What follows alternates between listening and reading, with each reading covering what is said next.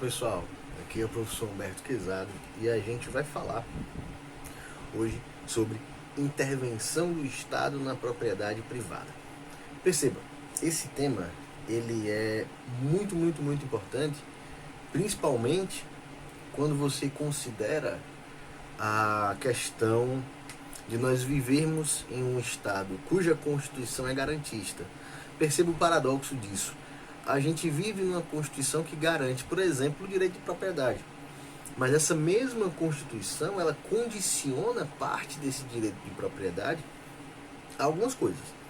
Ela condiciona, por exemplo, a função social, ela condiciona a boa utilização da sua propriedade, né, de modo que ela não pode desrespeitar meio ambiente, patrimônio histórico, esse tipo de coisa. Ou seja, nós temos o direito de propriedade, mas essa propriedade ela está condicionada. Eu não diria condicionada, talvez condicionada seja até um termo incorreto, mas ela possui contornos específicos, ela possui algumas especificidades no seu exercício, por assim dizer. Vejamos, o tema que a gente vai tratar hoje, a intervenção do Estado na propriedade privada, ele é resultado de uma evolução do conceito de Estado. O Estado, antigamente, mesmo na época do Estado absoluto que era, ele geria tudo. Pouco a pouco ele foi se transformando em Estado de Direito, né? E nesse meio termo aí surgiu a ideia do Estado liberal. O Estado liberal, vocês sabem mais do que eu, que até porque vocês vieram do terceiro ano antes de mim, a maioria, não todos, vieram no terceiro ano depois de mim, perdão. Vocês são mais novos. Então o que acontece?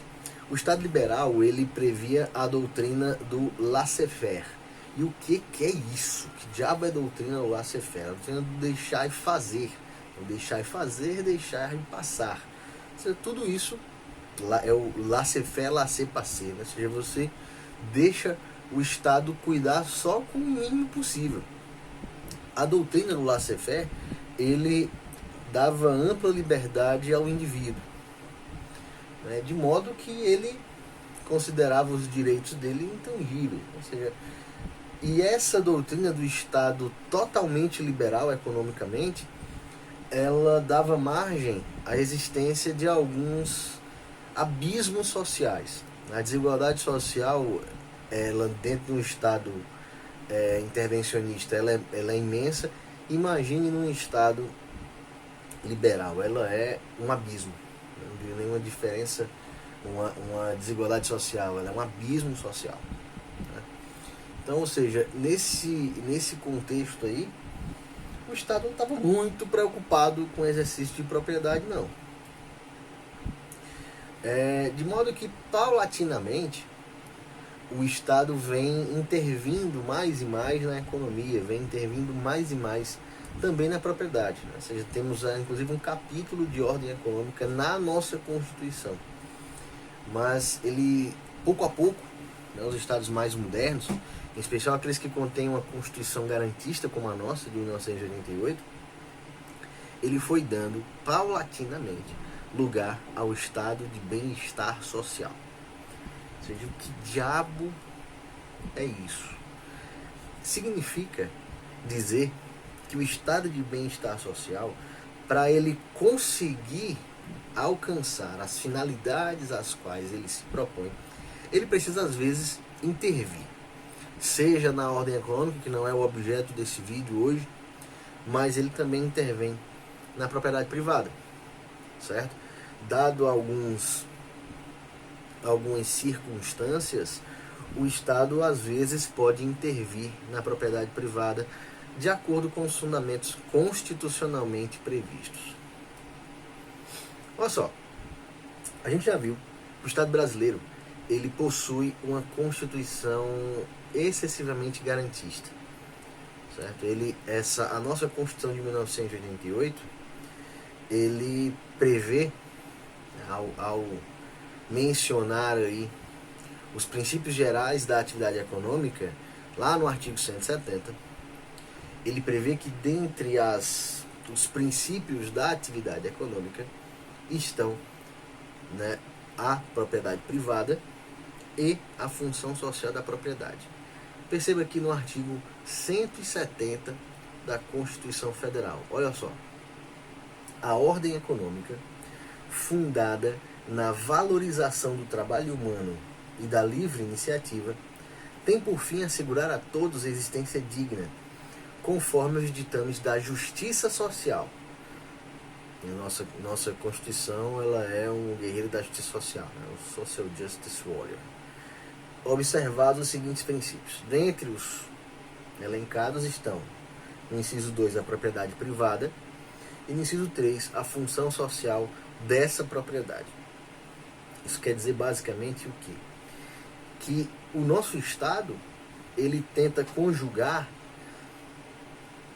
a livre iniciativa, ele tenta conjugar o acúmulo de propriedade, ou seja, você pode acumular bens, isso não é crime, não é errado, né? Ou seja, ele possui um caráter pouco, nesse aspecto, pouco voltado ao comunismo / socialismo, ou seja, ele é um regime que prevê a acumulação de capital, a acumulação de propriedade, justamente caracteriza mais próximo o sistema econômico do sistema capitalista. Então, ou seja, nesse contexto aí, é um princípio da ordem econômica do nosso país o acúmulo de capital, o acúmulo de propriedade privada. Então, mas, ao mesmo tempo, e perceba como a nossa Constituição ela é ortodoxa nesse contexto, ela, ao mesmo tempo que ela elege constitucionalmente a propriedade privada, e ela repete isso no artigo 5º, né, ela tem no artigo 5º também como um dos direitos fundamentais o direito à propriedade, ela também prevê a função social. Ou seja, a sua propriedade, ela precisa ter não só o motivo, razão ou circunstância de ser um acúmulo de bens, um acúmulo de capitais. Ela precisa também atender a uma função social, certo? Ou seja, como eu falei agora há pouco, no artigo 5º, que é ali até para a disciplina de direito constitucional, ele é, eu diria, o coração da coisa toda, ele é o coração da primeira disciplina de direito constitucional. Ele e todos os seus incisos e parágrafos. O direito de propriedade está consagrado lá no artigo 5º, ou seja, ele é um direito fundamental. Você tem direito a ter propriedade. Ou seja, aquilo que se repete no artigo 170, a gente já viu como direito fundamental. Ou seja, é um princípio da ordem econômica, justamente a questão da propriedade privada, e ao mesmo tempo, lá no artigo 5º, do Direitos e Garantias Fundamentais, tem-se, no seu inciso 23, que no inciso 22 fala que é garantido o direito de propriedade. Ou seja, nesse contexto aí, repetindo o que diz o artigo 170, você tem direito a ter propriedade privada, você tem direito a ter algo seu, certo? E o inciso seguinte, o inciso 23, ele reforça a questão da função social, quando ele diz que a propriedade atenderá à sua função social. Isso quer dizer o quê? Basicamente, que o legislador infraconstitucional, aquele que está abaixo da Constituição, ele não pode erradicar totalmente o direito de propriedade. Considerando ainda que o direito de propriedade ele ainda está no artigo 5º, é um dos incisos do artigo 5º, ele é um direito de garantia fundamental, o que é, portanto, uma cláusula pétrea. Ou seja, sequer pode ser objeto de mudança via emenda constitucional a extinção do direito de propriedade. Então, ou seja, país e governante nenhum vai adotar o comunismo e o socialismo no nosso país, não com a Constituição de 1988. Você estudando um pouquinho de direito constitucional e um pouquinho de direito administrativo, você sabe que isso é constitucionalmente impossível de acontecer na nossa Constituição Cidadã de 1988. De modo que o Estado brasileiro tem por fundamento, né, por direito constitucional, direito até vinculado a um princípio fundamental, a um direito fundamental, a propriedade. Todavia, também é um princípio vinculado a um direito fundamental a função social da propriedade. Lá no artigo, no inciso 23, seguinte, ele diz isso aqui, ó: a propriedade atenderá à sua função social. E o que quer dizer isso? Né? Que não é que aquela propriedade, lá do inciso 22, está condicionada totalmente à sua função social. Ou seja, você somente pode ter algo se você atender essa função social. Não obrigatoriamente é isso. Ou seja, não quer dizer obrigatório e necessariamente que caso você não tenha uma função social da propriedade, você não tem propriedade, você não tem direito a ter propriedade. Não é isso que o legislador constitucional quis dizer naturalmente. Ele quis dizer aqui que ao legislador infraconstitucional é vedado limitar, é vedado, até diria, erradicar, né? Nem limitar. Limitar ele até pode. Ele não pode erradicar totalmente esse direito. Ele não pode anular o direito de propriedade. Por quê? Até porque ele é um direito fundamental. Mas ele pode somente definir eventuais contornos e eventuais limitações ao exercício do direito de propriedade. São duas coisas diferentes aqui. Perceba, o direito de propriedade ele é algo que é erigido a um princípio fundamental, a um direito fundamental. Você pode ter propriedade, é um direito seu ter propriedade. Todavia, contudo, entretanto, essa propriedade ela está adstrita a determinados contornos e limitações. Isso é confirmado até mesmo no Código Civil. Você vai ver direito civil das coisas, e se você fez o direito civil das coisas bem feito, naturalmente você viu que lá no artigo 1228 ele repete meio que isso daqui. Olha só, o caput diz o seguinte, define o direito de propriedade, né? O proprietário tem a faculdade de usar, gozar e dispor da coisa, e o direito de reavê-lo do poder de quem quer que injustamente a possua ou detenha. É a definição de direito de propriedade. Civilmente falando, ser proprietário de algo é exatamente isso. Você pode usar, gozar e dispor, além de reaver. O que é usar? Usar é de acordo com a sua função social. É de acordo com a função que determinado bem, móvel ou imóvel, possui dentro de um grupo social. Gozar, nesse contexto, quer dizer usufruir.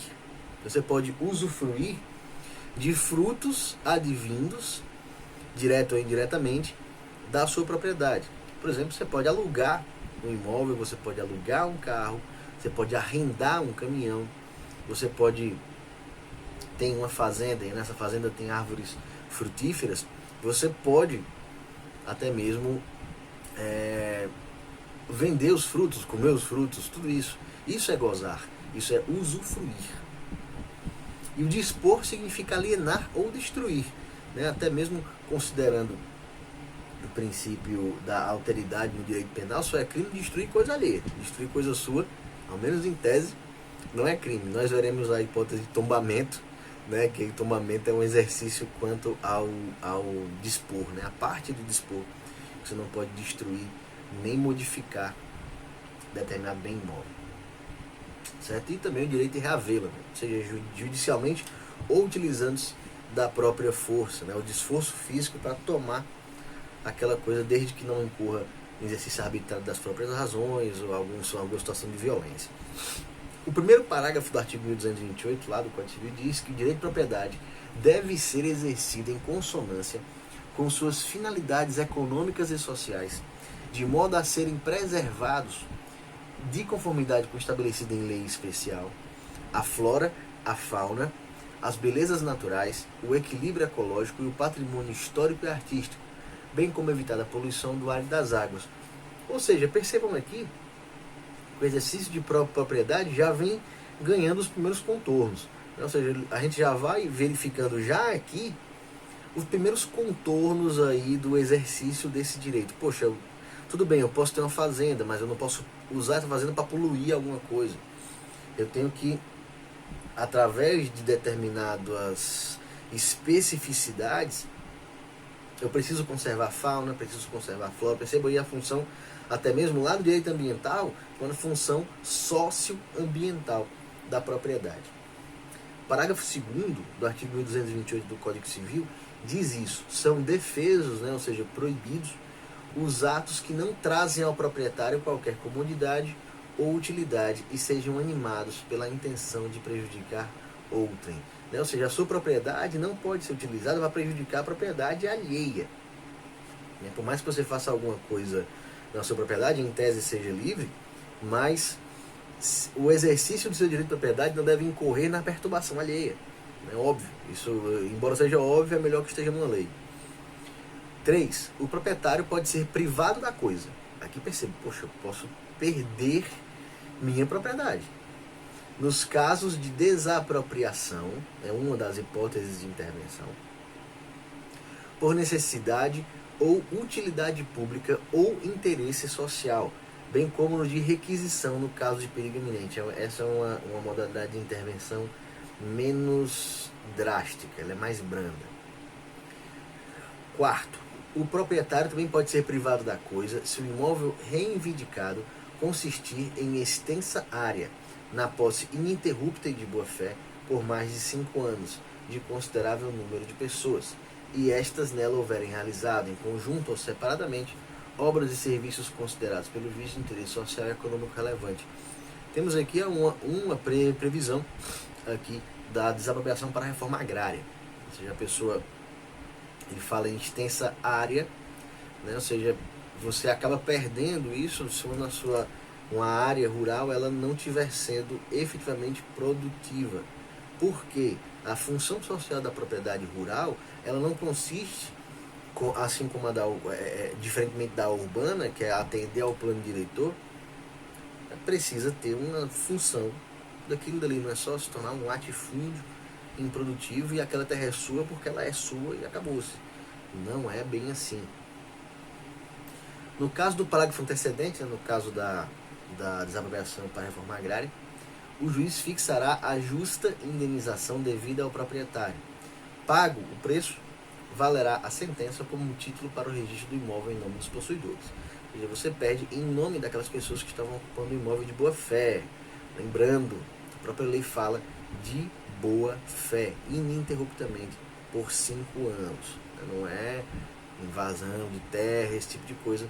Às vezes se afasta a boa fé logo dessa forma aí. Então, ou seja, após a leitura desses dispositivos legais, a gente pode perceber que existem basicamente 2 fundamentos para a intervenção do Estado na propriedade.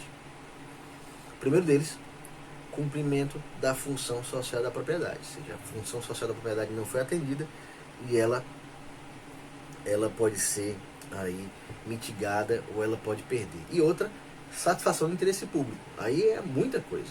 Desde uma situação de guerra, que alguém precisa usar alguma coisa, alguma propriedade privada, ou não necessariamente até numa situação de guerra, uma situação de emergência, mas se, por exemplo, um terreno do lado de uma obra, um terreno que não esteja sendo utilizado, seja do lado de uma obra pública, o ente político dali pode simplesmente requisitar a utilização daquele terreno para alocar trabalhadores, para alocar materiais que serão utilizados na obra, para não utilizar a rua pública. Isso é um exemplo básico, um exemplo simples aí de intervenção, certo? E existem basicamente 2 modalidades de intervenção do Estado na propriedade privada. As brandas ou restritivas, alguns manuais você verá como brandas, alguns manuais você verá como restritiva. O Estado ele impõe restrições ou condições à propriedade, sem retirar a propriedade do seu titular. seja, o bem continua sendo do administrado, continua sendo do cidadão. Todavia, o exercício dessa propriedade ele é limitado temporariamente ou permanentemente, mas ele é limitado, ele não pode exercer a propriedade em sua totalidade. As modalidades aqui onde há intervenção, mas não há perda da propriedade, nós temos aqui a servidão, a requisição, ocupação temporária, limitações ao exercício do direito à propriedade em geral e o tombamento, que me parece o mais óbvio. A casa é sua, você comprou ela, você mora nela, mas você não pode fazer o que você quiser com ela. Ou seja, você não pode, por exemplo, mudar a fachada, você não pode mudar alguma parte da estrutura por ser, por exemplo, um prédio tombado, um prédio histórico. A outra modalidade são as modalidades supressivas, na verdade é uma só, modalidade supressiva ou drástica. Ou seja, alguns manuais você verá como modalidade supressiva ou modalidade drástica, que nesse contexto o Estado retira a propriedade. Você perde a propriedade em favor do Estado.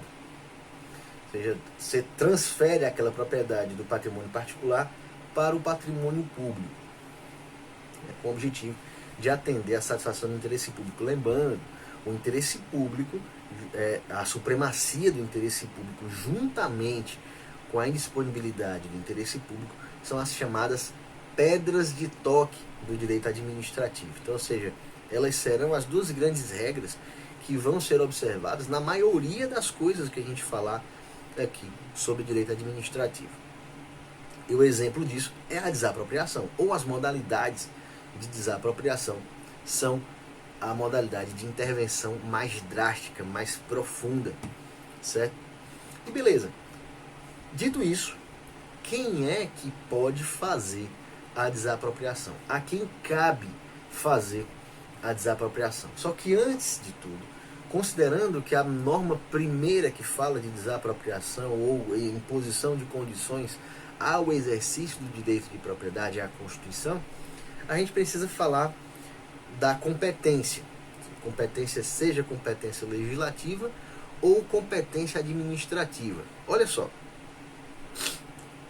lá na Constituição, quem pode legislar sobre desapropriação e matérias que são acessórias à desapropriação é a União.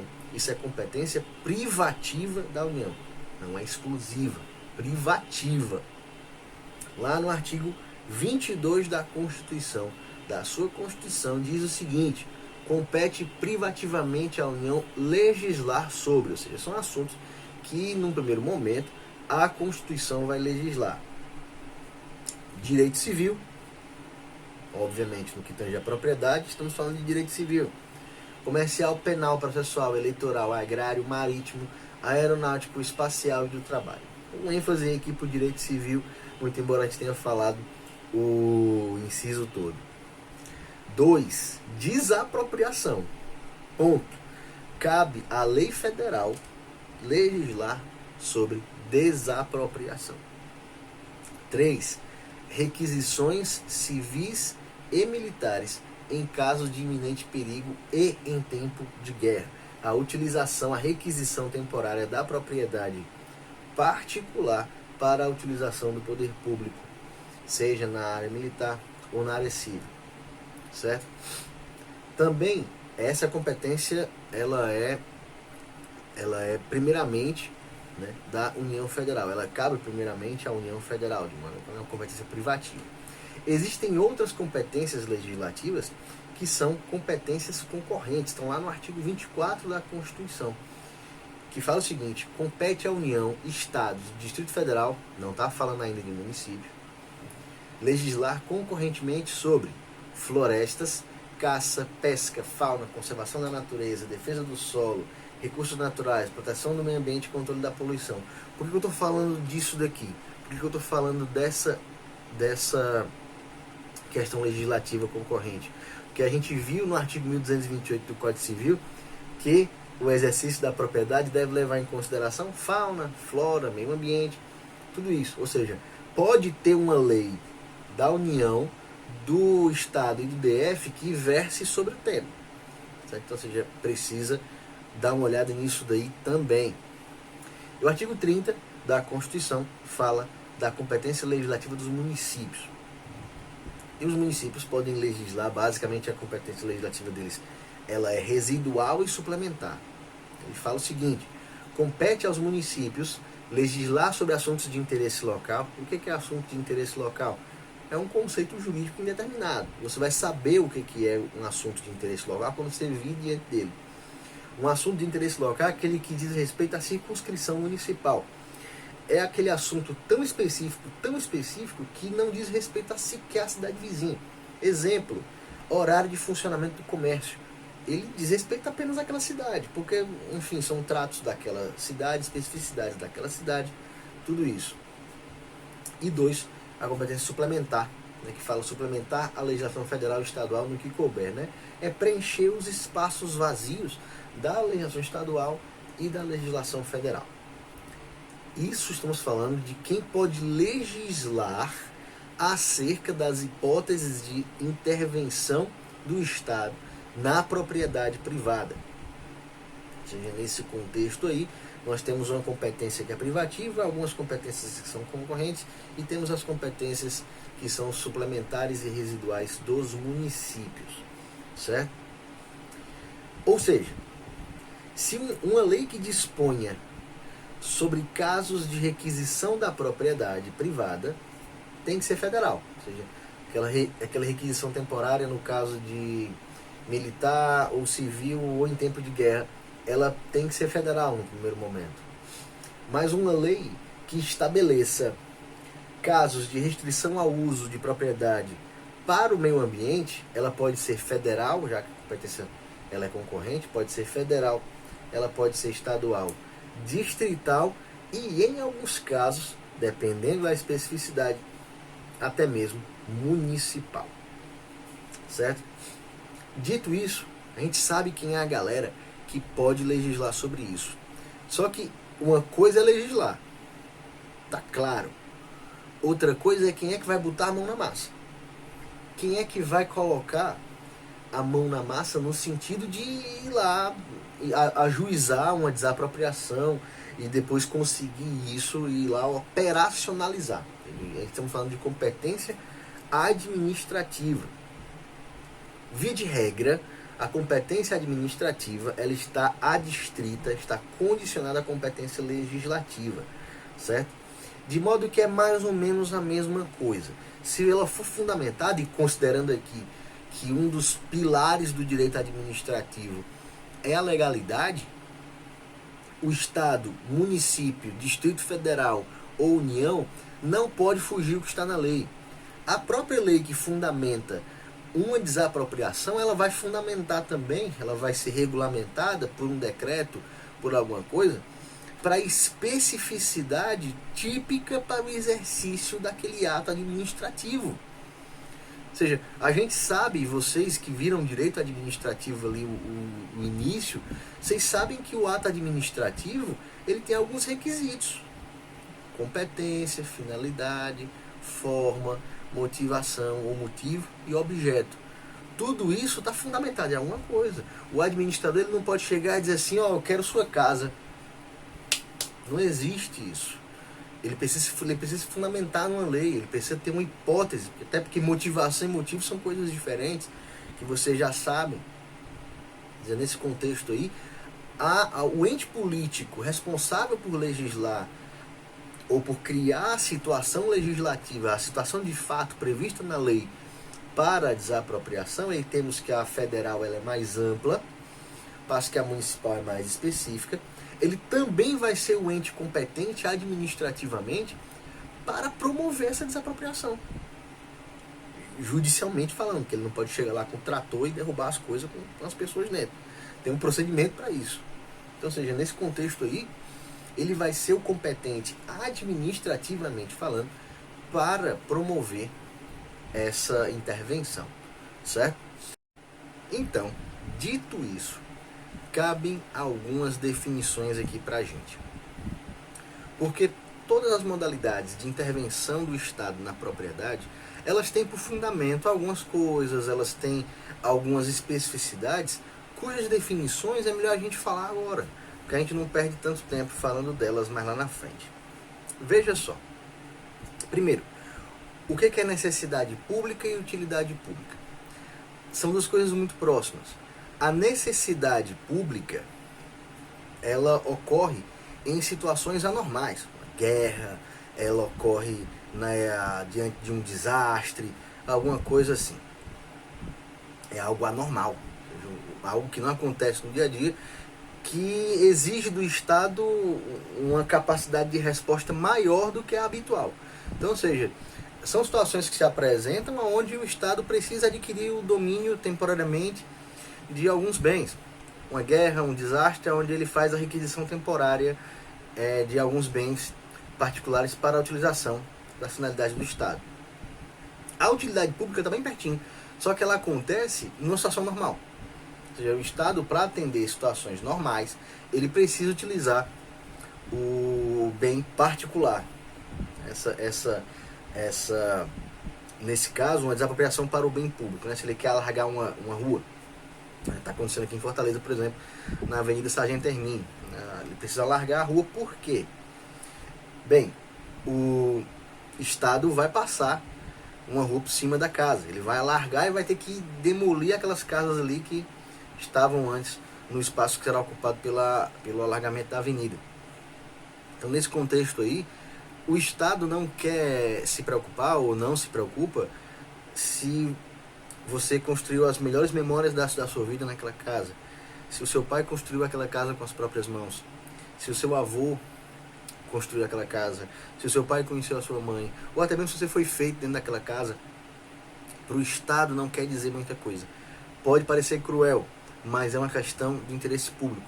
A supremacia do interesse público, junto com a indisponibilidade do interesse público, são chamadas pedras de toque aí do direito administrativo. E nesse contexto, o seu interesse particular, suas memórias mais bonitas da sua infância estão aqui, e o interesse público está aqui. Ele vai engolir, literalmente. Então, ou seja, nesse contexto, infelizmente, não há muito o que fazer. O que faz é discutir uma indenização.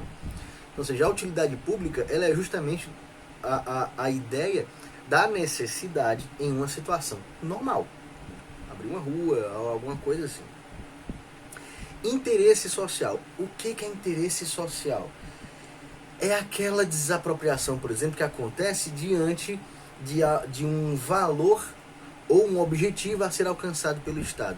Ela está definida no artigo 2º aí da Lei 4.132, lá no artigo 2º, que ela elenca alguns exemplos de interesse social. Olha só, Lei 4.132/62, ela diz o que é interesse social. Olha só, inclusive a lei que ainda regulamenta a desapropriação por interesse social. Então, o que é interesse social para fins de intervenção na propriedade privada? Considera-se interesse social: 1. O aproveitamento de todo bem improdutivo ou explorado sem correspondência com as necessidades de habitação, trabalho e consumo dos centros de população a que deve ou possa suprir por seu destino econômico. De repente, uma cidade próxima não está sendo abastecida devidamente de matéria-prima ou de materiais alimentares básicos, porque tem do lado dele um latifúndio improdutivo. Ou seja, que não produz nada, principalmente para abastecer aquela cidade. 2. Instalação ou intensificação das culturas nas áreas cuja exploração não se obedeça a plano de zoneamento agrícola. É muito mais de planejamento rural no que tange a exploração, seja de sementes, ou, no caso de plantio, ou seja de criação, ou também de criação, no caso aí, a exploração bovina, a exploração de carneiros, porcos, tudo aí. O estabelecimento e a manutenção de colônias ou cooperativas de povoamento e trabalho agrícola, justamente para o fortalecimento da agricultura rural, não só de subsistência, também a que visa explorar economicamente aquilo. 4. Manutenção de poceiros em terrenos urbanos, onde, com tolerância expressa ou tácita do proprietário, tenham construído sua habitação, formando núcleos residenciais de mais de 10 famílias. Imagine um terreno gigante urbano onde tem uma ocupação. Posseiro, justamente a pessoa que exerce posse. Nesse caso, posse de boa fé, mansa e pacífica. Construção de casas populares, outro, o quinto. Construção de casas populares, justamente para fins de realocação de pessoas desabrigadas e desalojadas. Então, obviamente, isso também é interesse social. 6. Terras e águas suscetíveis de valorização extraordinária, pela conclusão de obras e serviços públicos, notadamente de saneamento, portos, transporte, eletrificação, armazenamento de água e irrigação, no caso em que não sejam ditas áreas socialmente aproveitadas. Ou seja, aquela área onde, por exemplo, vai se construir um centro de irrigação, ou então um canal de irrigação, para, por exemplo, transpor água de um rio para aqui no Nordeste acontece, o problema da estiagem. Você vai transferir água e passar água próximo dali para promover irrigação, vai passar cabo de alta energia para poder transmitir energia às zonas que até então não contavam sequer com energia elétrica. Tudo isso é interesse social. Perceba que está sempre voltado a atender necessidades transpessoais que vão diretamente com o interesse do Estado. Proteção do solo e preservação de cursos e mananciais d'água e reservas florestais. Isso deve ser interpretado justamente com o direito ambiental, que fala das chamadas APPs, a área de proteção permanente. Se você tem dentro da sua propriedade rural uma nascente, tem um limite a partir do qual você pode construir. Você não pode construir muito próximo de uma nascente, porque pode matar aquela nascente. Tem a mata ciliar, se corre, por exemplo, um rio natural na sua propriedade, tem a mata ciliar que precisa ser preservada. Tudo isso é interesse social. Isso inclusive fundamenta o regulamento das APPs, lá em direito ambiental. Utilização de áreas locais ou bens que, por suas características, sejam apropriados ao desenvolvimento de atividades turísticas. Por exemplo, um ponto de interesse natural, uma formação rochosa. Tudo isso é interesse social. Tudo isso ele nos mostra o interesse que vai para além daquele do cidadão. Indenização justa, desapropriação, ela precisa ter indenização prévia e justa. Prévia significa que o expropriante, o ente político expropriante, deve pagar ou depositar o preço antes de entrar na posse, óbvio. Você vai jogar as coisas da pessoa na calçada e ele vai ficar na rua. A indenização precisa ser prévia e não só prévia, justa. Tá? Ela não vai cobrir só o valor real, atual, o valor venal daquele imóvel ali que está sendo temporariamente ocupado ou expropriado em definitivo por uma desapropriação. Ela não vai cobrir só esse valor, não. Ela vai cobrir, além do valor real ou venal, considerando a data do pagamento, ele também precisa cobrir correção monetária, se houver, porque isso tudo é um processo.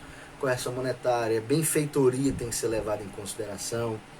Também danos emergentes, lucros cessantes. Vai que aquilo ali era um ponto comercial e era a clientela daquela pessoa que está sendo expropriada. Ele tinha uma carteira de clientes enorme, por exemplo, um mercadinho do bairro. Qual vai ser a renda daquela pessoa depois que ela sair dali? Tudo isso tem que entrar na conta para que a indenização seja justa. E não só prévia e justa, mas também indenização em dinheiro. Obviamente, o expropriante tem que pagar essa indenização em moeda corrente. Existe aí no caso de imóveis urbanos que não atendam ao plano diretor municipal, pode ser pago em título especial da dívida pública. Pagado não existe, filho? Título da dívida pública, mas é uma hipótese muito pontual e específica.